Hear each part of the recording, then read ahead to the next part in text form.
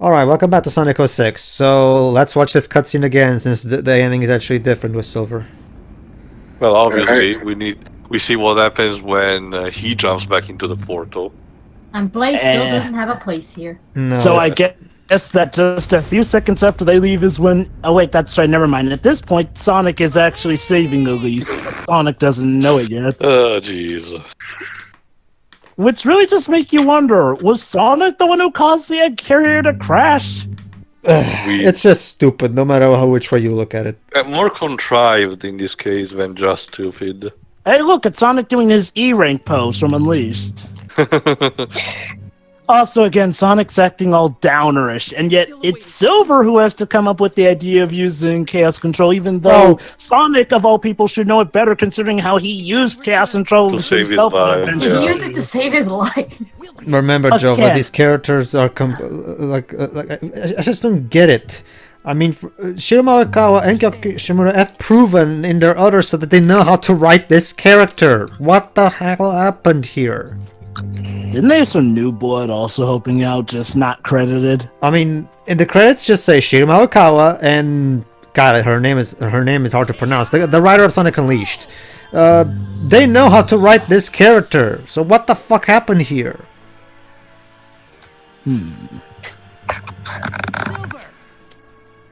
I feel bad for the voice actors. Okay. This is stupid. Yeah. Okay. Yeah, So, I'm sorry, Joe, Sonic, you're gonna have to specify which one is the one you mentioned. Number 1, Sonic, you're not having Silver help you out. Yeah. But 2, Sonic, you're saying that Silver needs to change his fate. Dummy, his fate is the future. That's the reason he came back. Yet 3, apparently the idea is to go to the future to change the future. Hey, dumbs, number 4, how Motomo is getting rid Toriyama of took inspiration from this for 13-2. Yeah. In this case, that's also more boggling, especially because Sonic has practically no knowledge of what Silver is. Oh wait, doing. hold on, guys. Here comes number 4. I know how to save our world now. We don't have to change the past. Yes, you do, you dipshit. So, what's Silver gonna do? Instead, he's going to have Like 20% the of Chaos the plan. Emerald be used to seal Iblis into himself. Because apparently he knows how to do that. Never mind the fact that he only started using the Chaos Emeralds in the last, hour?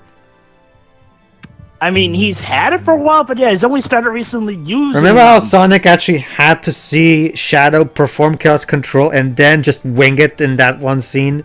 And he himself said, I wasn't sure I was going to be able to pull that off. Silver can just seal seal Iblis inside someone because nobody taught him how to do this. He's never been told that it's possible to do this. He just knows it's possible and he knows how to do it. Out of nowhere. Brilliant.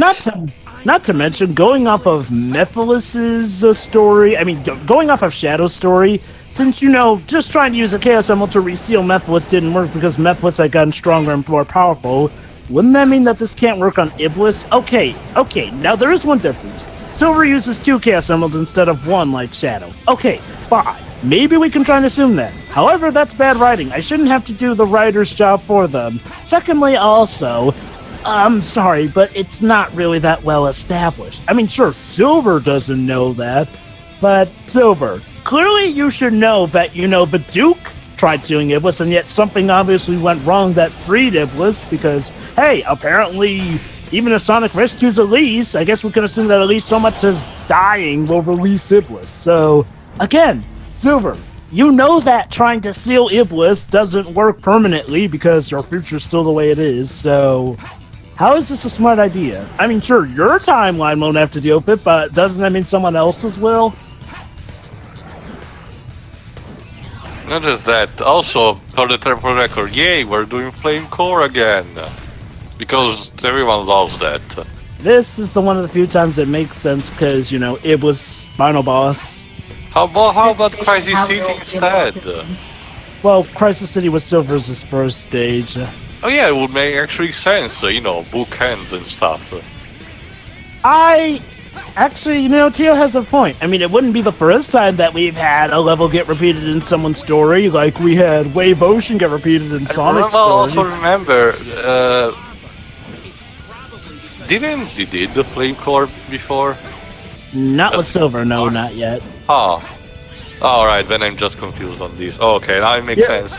You're probably thinking of the fire pit with Iblis in Crisis City, but no, we have not done Flame Core in Silver's story yet. Alright then. I forget. Are we gonna have to go through that really dark room with Silver too? Yes, we are. Sorry, I- Shirai. Yeah, that's a good point, actually. I mean, out of everyone's Flame Core, the one I remember least is Silver's. Either that's because it's the one that's actually different Flame from Core's the two. Silver's Flame Core is bland as all hell. Just keep going and beat mooks until you're done. Yeah. I forget if it's... the big. Regardless, though, that's just the thing, Jova. That's how the writing of this script works. If Marikawa and Yoshimura want something to happen, they just have it happen with no logic, reason, or any kind of care into creating a context where that actually makes sense. They just have things. Okay, we want Silver to seal Iblis in someone. Okay, let's just have him do it. I mean, never mind logic and why he can do this and where he learned how to do this. We'll just have him do it. I mean, it's so abundantly clear that nobody writing whoever wrote this script, credited or uncredited, was not even giving an ounce of thought when writing this. I mean, it's really weird though. Like, well, every other source I do look does credit to Nakamura as like the lead story writer for this game. I'm just reading off the game credits, you know. Oh, well, that's just game credits. They rarely ever tell the full story. All right, That's let me what check. the internet All is right, for. keep talking then. I'll check Sonic Retro. Let's see. But yeah, to be fair, also this practically means we're back at square one with not really a permanent solution. Yeah, you can argue, yeah, now he's actually sealing away Iblis instead of actually perma-destroy it, but after that, what? We don't even know what exactly is the condition of his bad future, like who are still the residents and everything. Once again, the lack of explanation in Sonic's words, geography, and history and everything makes us impossible to actually understand the situation and actually empathize with the character's decisions. Honestly, too, I wouldn't even blame this on Sonic's world and lore thing here, because this is just exclusively stupid in and of itself. Like you said, okay, so Silver's planning to reseal Iblis. What good will that do for the world? What's weird is like, well, during Shadow's story, Mephiles says that apparently people were still around to apparently have Omega supposedly go after Shadow, so that means there must have been some civilization left, yet here it seems like there's nothing. Like, we're told there are people here, but Just we haven't seen any of them. everywhere. So, yeah, for all we know, how does this help build society? What? And what, you're telling me that Iblis was the only thing keeping society from the building itself? Like, how do we even know? Like, seriously, all we've gotten is just Crisis City and Flame Core. There's no sense of scope or scale. Yeah. Now, one could argue that was sort of the case in Sonic Adventure, but here's the thing. That's because we were only focusing on Station Square. I mean, that was the whole thing. Eggman was trying to level Station Square to make Eggman land on.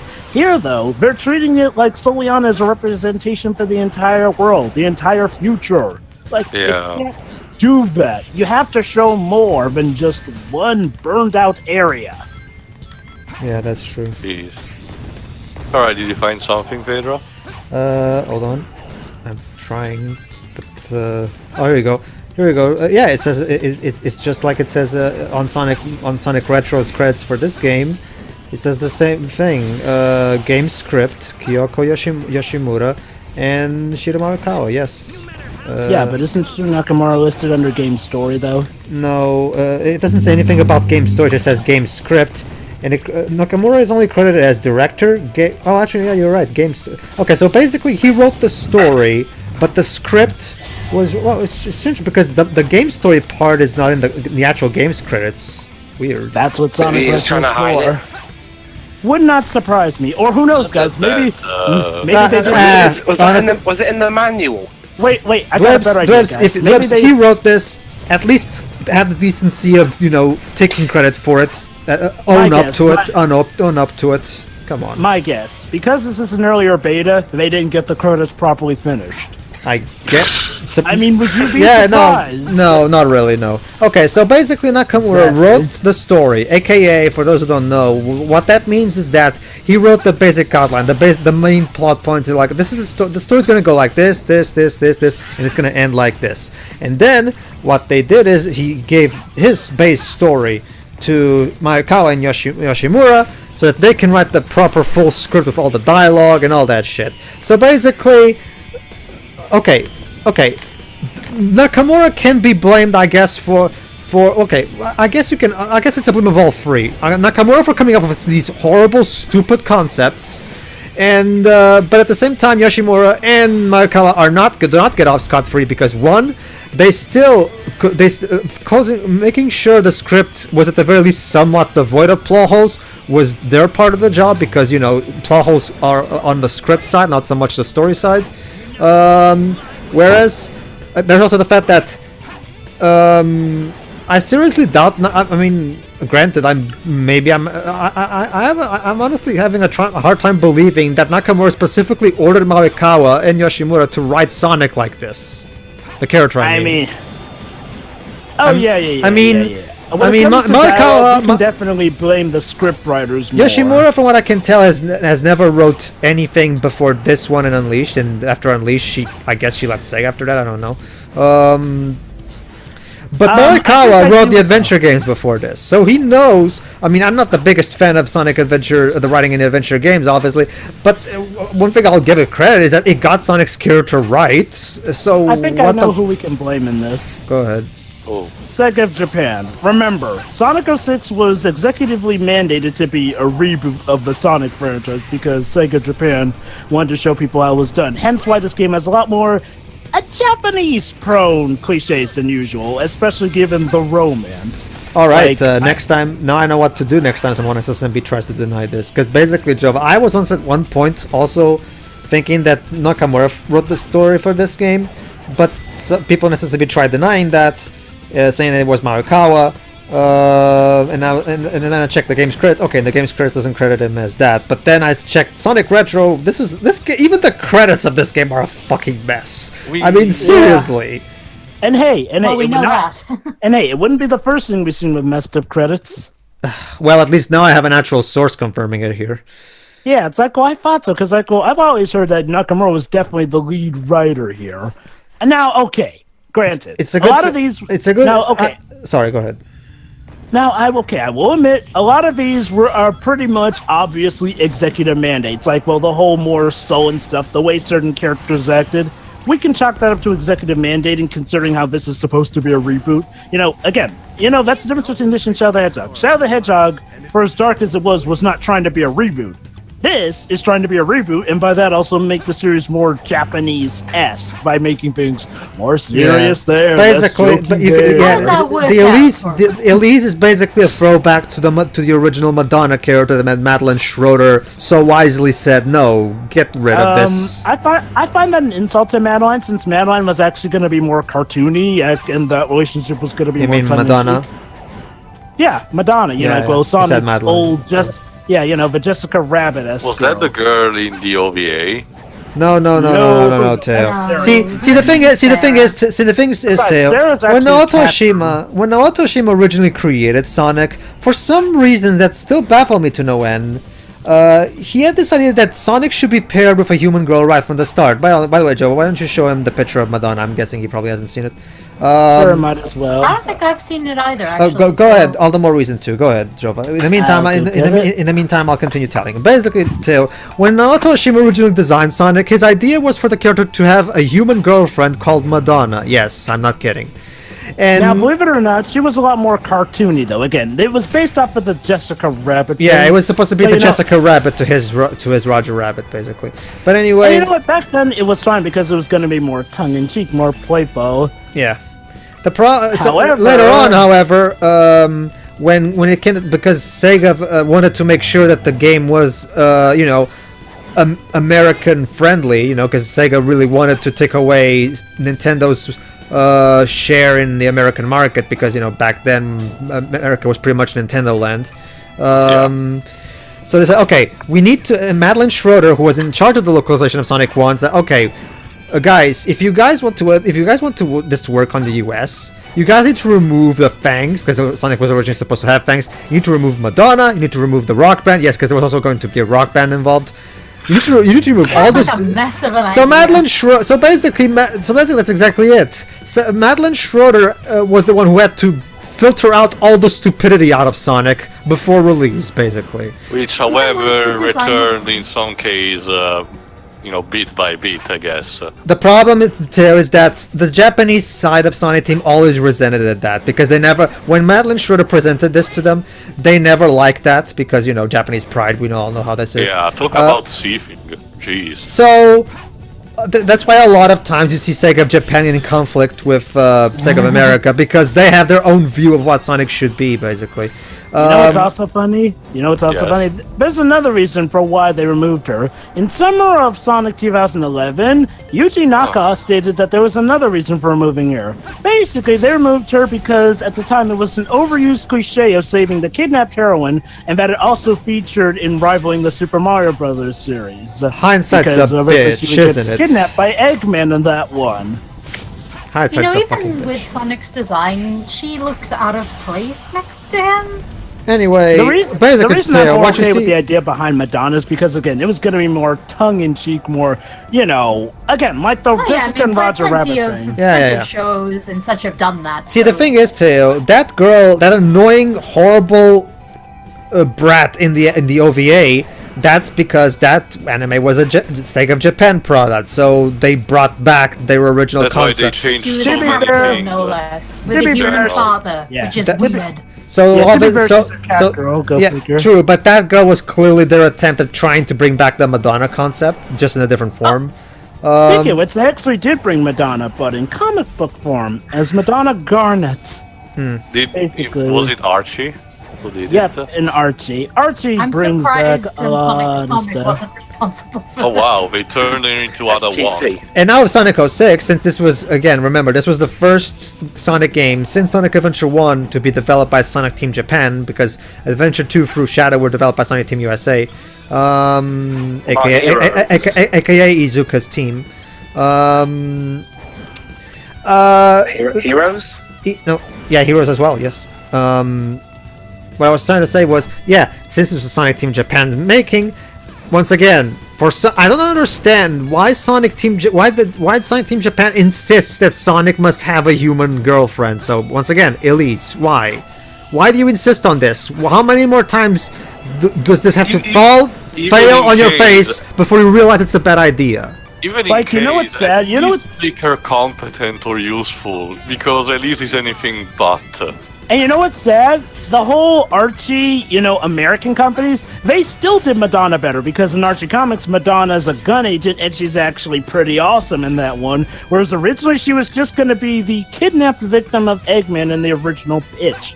So even if I'm okay with the idea of the relationship there because it's tongue-in-cheek, she still would have been an overused cliche of a kidnapped heroine for Sonic to rescue. The basic gist of this is that Sonic Team Japan should never be allowed to touch Sonic again and allow Sega of America to take care of the franchise at this point and just let Sonic Team work on Knights or something, or maybe a new Burning Rangers, something. Yeah. So here's the deal. Sega of Japan runs Sonic Team into the ground on Sonic, and that in turn makes them a bit less productive. Meanwhile, they're also trying to compete with Sega of America, trying to show them who does this better or that. Anyway, let me basically like with the explain Sega what this is about. Basically, Iblis, well, not Iblis, like that ball, whatever the hell it is. It's where the worm was supposed to be. Yeah. That But actually is why Iblis. is it a sphere? It's because it's one of Iblis's forms. Holy shit, what was When going did on? we ever establish that Iblis comes out of a cocoon? Remember, Pedro, he starts off as a worm and has to build himself back up to that huger status. Yes. To be fair, Javavo, I don't even know what Iblis complete form is. Anyway, the supposed to look basic like. point is You're this. about to see to you. The basic point Yes, is that the cocoon keeps throwing those white shockwaves.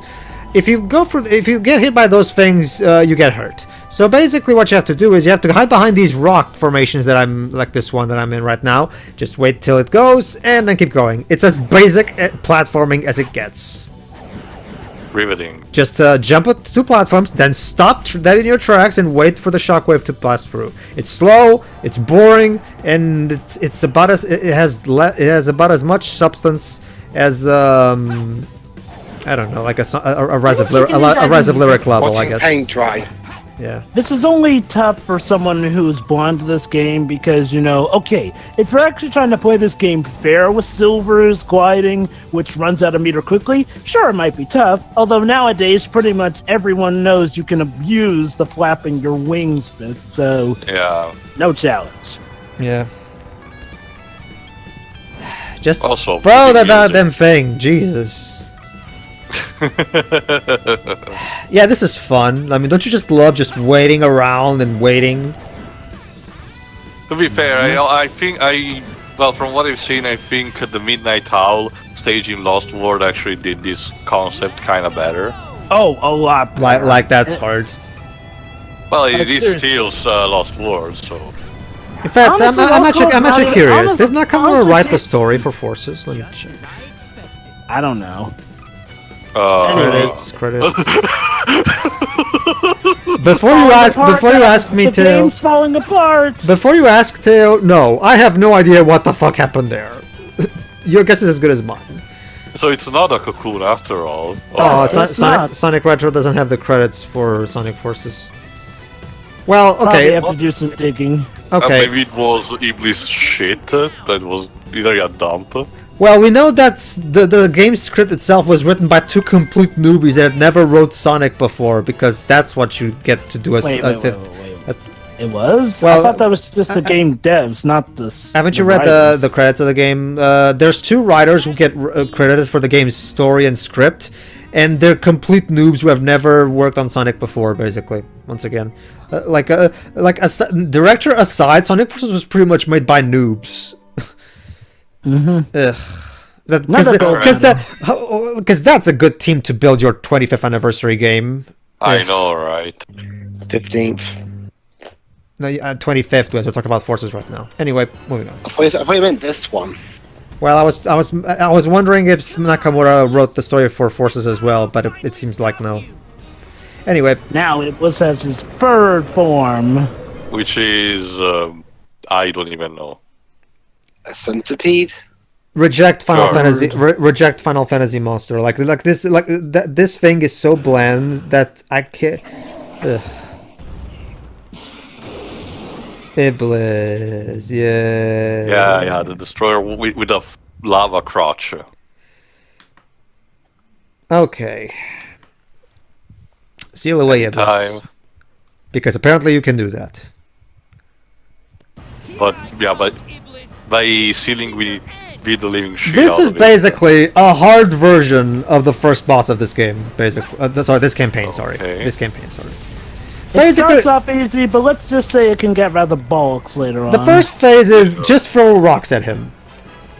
Hit it with a rock. There you go. Basically, just make sure. Hey. However, make sure when you run, make sure you're at the top of your jump, and make sure you charge your throw a bit, because otherwise it probably will not hit his head, because you have to hit his head. And don't try to hit him when he has all the. No, don't- because she never does anything in this stupid game too. And don't try to hit Iblis Yeah. while he's levitating rocks around him. Otherwise, he'll just get knocked out. This is the big problem with the bosses in this game. The bosses in this game involve way too much waiting time. Admittedly, except for Sonic's boss fights, except for the Egg Wyvern. And what about the Iblis Worm?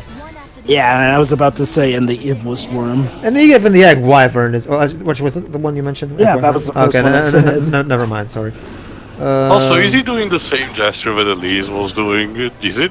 Actually, it reminds me more of that thing Naruto makes. The ninjutsu Yeah. spell. Like, is Oh, he? Hey guys, okay. is he like a Naruto weebo now? Like, Iblis is a That Naruto doesn't make any fan. sense. Basically, watch out when he does that, because if he can, boo. he'll bring down a foothold. Yeah, on basically, you. when he does that thing, come jump on his head and use that mark, and that hurts him a bit. What an idiot. Mr. Director, Mr. I Nakamura. don't. That line should have probably been reserved for the final hit, not mid-battle. Just saying. I mean, Blaze, let's finish this. But before that, we have to drain his life bar, which will take a bit. So I guess we're not gonna finish this now. So I have no idea why I said that. Also, I better Blaze translate tomorrow. fell and she hasn't responded. Oh, and isn't it a thing I hate about this boss battle. Oh my god, I think I realized actually. I don't think Blaze responds for this side if she does. She only answers in tutorial terms if you die. The point is, here's another problem about this boss battle. Make sure you're able to throw enough rocks at him and don't fail too often. Why? Because if you allow the boss to come close to you and hit the rocks, eventually it'll come to a point where the boss literally takes down your entire foothold and you cannot beat him and you'll die and have to start over. So basically, this boss is also kind of on a time limit. And the problem with that is that, again, this relies on the rocks. You have to make sure you throw enough rocks on him so that you'll have enough life drained from him so that later on when you throw that big rock at the end, it kills him. Here's the problem. He's smarter than he looks because he can actually sometimes break the rocks from a distance. Exactly. That's the big problem. If those rocks that you throw at them touch anything during their path, they will disappear. So basically, you have very little room for error in this boss battle, which, like as Joe would say, which for a first-time player is a fucking nightmare. I mean, granted, it is the final boss, so challenging and whatnot, but still, though, It's this still a boss difficulty is way spike, too honestly. hectic. Anyway, yeah, that's right, too. He actually is doing the same. Also, the hand camera motions that fucking Elise- sucks, by the way, because once again, for Well, some... then what's new? And there we go. Oh, yeah, also, if you don't dodge that move, let's just say you're gonna have a bad time and be done with it. Boo! No, seriously, what even he's doing? He doesn't And even there we go. roar. I will end this now. So, anyway, too, that's an interesting thing you notice. He is kind of doing the same hand motions that Elise does when that. So I guess his time spent in. Alright, now he's gonna do his desperation attack. Basically, Maybe. he's gonna throw a big ball at me. However, fortunately, this is one of those things that Silver can actually psychokinesis. So basically, just hold the R trigger, right, like this, and you will not get hit. You have nothing to worry from this ball. As long as you're Just do nothing. as long as you're holding the R trigger, there you go. I know. That right in the face. that for as you made that ball incredibly big, and yet its level of threat is 0 because all you have to do is hold the R trigger to stop it. That's it. And yet, Silver cannot actually psychokinetically manipulate the 9 ball in Desert Palace. Yeah. Desert. You mean Dusty Desert Desert? area. Dusty Sorry, Desert. Dusty Desert. Whatever. And wow, it's still a C rank despite this. Ugh. It's because that took too long. Alright then, let's see how Oh, Silver's goody, master this plan actually cutscene unfolds. music coming up. This cutscene in general. I don't mind the cutscene music. It's the cutscene itself that I have a problem with. It's unfitting, but we'll get to that when we get through all these eventually. Oh, goody, the last episode! Yay! All in due time. Woo. Alright, and this is yet another one of those unfinished FMVs where they finished the background stuff, but they couldn't finish the character models on time, so they took the in-game models and they spruced them up a bit. And they have mouths. Although Silva had a mouth anyway, so. You're not part of the royal family, Silver. You do realize a flaw here, What's right? even your origin? Like, you're from this future, Yeah, but here's another thing that I don't understand here. Yeah, not only does Silver know how to seal Iblis and that this is even possible, so it doesn't accept him as the vessel for some reason. So, and now Blaze suddenly decides that, oh, that's right, I have a role in this. I guess because she's royal, Yeah. except that's not even been established. No, her justification She that has my fire powers. my soul is already lit with flames. I will be accepted because apparently Iblis only likes to get sealed in people who are of the fire element. Use your chaos control to stop time how? What? to a different dimension. You just said time, but then you said a different dimension. So- Make up Silver, your seal mind. me in a different dimension. I know you have no idea how to do that, but do it. I feel like Seriously. she's just been Is that- testing is him that this how whole Sonic- time. Is that how Sonic Rush came into being? Dwebs, Yes. don't even try. Don't even I try. originally thought about that. No, but no, no. sorry, Dweebs. Izuka already confirmed. That theory has more holes than you can imagine. Not just, because you're- not to mention that, Teo, again, Izuka shut down that whatever theories you could have because Izuka specifically told us to ignore this game and just pay attention to Rush. Don't ignore 06. Honestly, no considering secret. his recent interview, I don't think he really knows what he's talking about. True, but that's like, but to be fair, that's like one of the rare instances where he did say something smart for a Not even change. kidding. Blaze completely disappears from the game. Why does best character have to die? Well, it's not like she did Well, much to begin with. Okay. To be fair, she's not dying. She's just stealing herself into another dimension. Yeah, unfortunately, she didn't really do much in But they're the game. making it seem like she's dying. And She this, explodes and somehow this cleans up the sky. The cat had to sacrifice herself. for our scenes. So anyway, Shiroi, what's this about a recent Azuka interview? Then Forces came out. Oh, talking let's not get into that. We have the forces play. We have the forces play for talk about that. Well, Let's Shiroi, not- that doesn't really count though because he wasn't really saying that on his own volition. And that's it. That's it. I mean, come on. I mean, Azuka's definitely not one of the stupid ones, I'd say. He just has to constantly make up for Sega Japan's PS. Anyway, this song. Yeah, this song's good. I like this song, but I prefer the version where Lee Brother. This is performed by Lee Brother, aka Bentley Jones, and it's a really good song. However, I prefer the version he did with Jun Senui, because the only real problem I have with this particular version of the song is that it lacks that sonic punch to it. If you know, Jesus, that auto-tune. like So, When it's about silver. there's also yeah, and as Teo just said, there's probably a bit too much auto-tune. However, the Jun Senui Nowhere near as much as Cash used. the collaboration Bentley Jones made with June for the vocal album, not only does it have less auto-tune, it also adds in June's guitar, which is always a plus in any song if you ask me. So it adds a little bit of extra bit of sonic flavor to the song if you ask me. So that's the definitive version, and we'll be listening to it after the credits. you talk about the True Colors one? No, Joe, I'm talking about I'm talking about the Bentley Jones. That also involves Jun Senoi. That's why I'm asking. I know. I literally just explained this. You kind You'll of hear came out it a bit again. mucky there. Okay, Whatever. sorry. Silver campaign sucks. Moving on. Whatever. The point is, we'll listen to it after this anyway, so I can explain it later. Do we have to sit through this and his world and that? No, Shiro, didn't you notice? I've been skipping the His World repeats throughout these. Oh, it's been a while. Not just that. Again, overall, yeah, like Silver I Star is mentioned, stupid. Moving on. Yeah. It's like, this is the new character that you want to push for this game, just like you wanted to do for Shadow in Sonic Adventure 2. And this is what you do with it. I mean, they've done new characters way better. Like Cream's entry was better. And Blaze. Shadow's Omega, entry, and of arguably. course Blaze's. Oh yeah, absolutely. Omega's entry is freaking awesome. Yeah. Gamma with his introduction in Sonic Adventure. Knuckles with his introduction. It's also in a Sonic shame 2K. because I genuinely believe in the potential of Silver, and I think as the game progresses, he may actually have a chance to shine eventually. Oh, he's But gotten a chance this to is- shine. But Actually. this is a terrible first impression, Yeah, nonetheless. thankfully Silver's reputation did get salvaged thanks to the Rivals games, which are now considered his actual canon debut since. Hell, one of them came Well, out. we'll find out the same later. year. Oh, the first one came out the same year this game did. Mm-hmm. Confused yet? Like 1 month after, in December.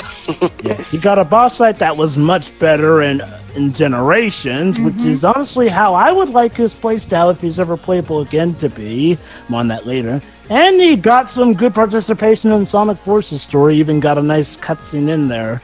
Basically, Silver's thankfully recovered from his debut here, which is kind of a miracle. in Now, and I of guess itself. the other argument would be, was it necessary to introduce another Hedgehog to the table? I don't know. I'm not in a have position to no- judge. I have no qualms with another Hedgehog getting introduced. In fact, I was all on board with the idea back in the day because Silver actually did seem awesome in the promo stuff. So, honestly, him being a Hedgehog was the least of his problems, if you ask me. Ugh. What do you think, Pedro? Was it all just a waste of time? I don't mind the new character as long as he's a good character. I mean, the problem is that everything about Silver is horribly executed. And like I said, the concept itself could have also been a bit more creative because, like I said before, this is basically the concept granted, the concept we of his see a whole bit character of, the concept of his character in this game kind of comes across as basically discount Trunks to me, and it's just I mean I think they could have been a bit more creative with the kind of character arc they wanted with. Not to mention, most of his decisions, most of the story events rely on his stupidity or naivety. Yeah, there's that too. The Silver is by far, well, aside from that's just a thing. Jova, who you think is more stupid, Silver or Mephiles? Mephiles, if only because Silver has not nearly as much abilities at his beck and call as Mephiles does. Yeah. Mephiles should just win the entire plot. At least with Silver, you can chalk some of his stupidity up to desperation, being in a dystopian future. That doesn't excuse it all, but Mephiles is definitely the dumber of the two. I mean, Mephiles, by all intents and purposes, allowed Silver to actually find out the truth. And let's just say in the last story, that's going to end up biting Mephiles in the rear end. But you know what? This does bring me to a point here. Guys, when we think about it, Silver is actually the Iblis trigger. Like, let's think about this. Had Silver never attacked Sonic while Sonic was with Elise, Eggman wouldn't have been able to capture Elise, and the Sonic and Elise's relationship would not have been allowed to... Okay, and now, the Lee Brotherton versus Jun Sinu remix of Dreams of an Absolution. Sorry. What? Yeah, this is the song I was talking about. This shows up on True Colors. Oh, okay, never mind. I misunderstood what you said. Wait, was this version on True Colors? I'll have to look it up. Wait, never mind. No, actually, I'm mistaken. The albums that I know that this showed up in was this one and the first Jun Sinu album, The Works. Never mind. I'm mistaken. Actually, it's another remix of Dreams of an Absolution that shows up. Yeah, they actually made a lot of remixes of this song in particular. But anyway, this is my personal favorite. Lee Brotherton, who also sang the original, also sings this one. Like I said, the main reason why this is my personal favorite version is because, well, like I said, one, there's a bit less auto-tune to it, and second, Jun's guitar always adds that extra sonic flavor to the song. So this is definitely my preferred version of the song. With me, it's a tough pick. It's a tie between this and the one that shows up on True Colors, True Blue Volume 2.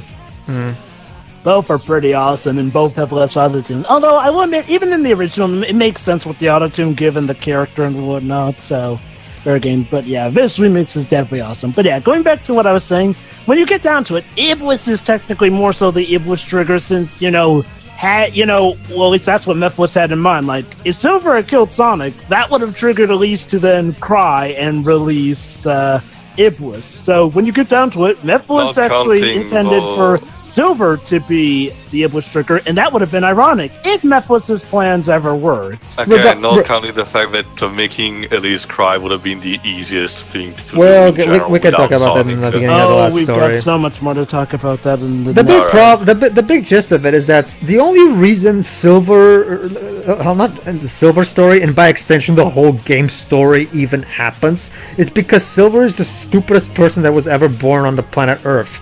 I mean, it's just... like, he never questions anything that Mephiles tells him. Like, the only time it's not even properly addressed. Tell me, who is the Iblis trigger? Why does he want to destroy the world? Why does that matter to you? Just go there. He's on Radical Train. And he just goes along with this, like, because Mephiles' complete avoiding his question is not suspicious at all. And again, Blaze, who should be better than this, just stands there and does nothing. Honestly, I don't even know what this Blaze is. I mean, like, well, thank goodness Azuka confirmed that she's not canon, but so I guess this was a completely different Blaze. Not that excuses anything, because, when we see Blaze, we expect her to be the usual awesome Blaze. Sonic, Sega, for the love of all that is holy, never allow Sonic Team Japan to touch Sonic again. Also, please. Isn't this a great way to kick off the reboot? Except their graphics. Except their graphics team. Sure. Isn't this a great way to kick off the reboot, by the way? Supposedly make it look like you're killing Blaze. That's a great way to start off the reboot. Yeah. Sega, just do me a favor. Keep Chris and his team making 2D games, and hire the guy who made Sonic Utopia. Give him a team so he can make an amazing 3D Sonic game, and just let Sonic Team Japan make their own thing. Nothing, Pedro, but wasn't Sonic Utopia like one of his first things ever? Whatever. The point is, just he might I mean, when it comes to Christian Whitehead, I think he had to build on this experience a lot over the years just to get And hell, even And despite yet, that, Whips, just to get his ports of like Sonic CD and indeed, Sonic Whips, and guess what? 2, mate. Indeed, Whips, and yet I would still trust him more with the Sonic game than Sonic Team Japan. Go figure. But anyway, Again, yeah, I'd go with more experience. I can't tell you how many. True. it doesn't matter how much experience. Japan are experienced and they're still shit. It doesn't matter how much experience you have. If you have no passion left in this franchise and you're, let's face it, bad at your Or job. That's a better way to put But it. if It's not you're- that they're but if- shit, they just don't care or anymore. actual organization. But if you're inexperienced, it could also turn out. I guess I can see where both sides are coming from. To Dubs' credit, we did see what had happened when they tried injecting new blood in with Forces. I mean, I like Forces, but it is nowhere near the best Sonic game, and should have been way better than it was. It's a painfully just good game. Yeah.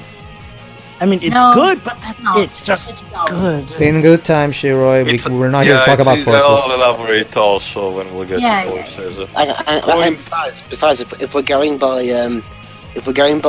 it's a good job we don't go for.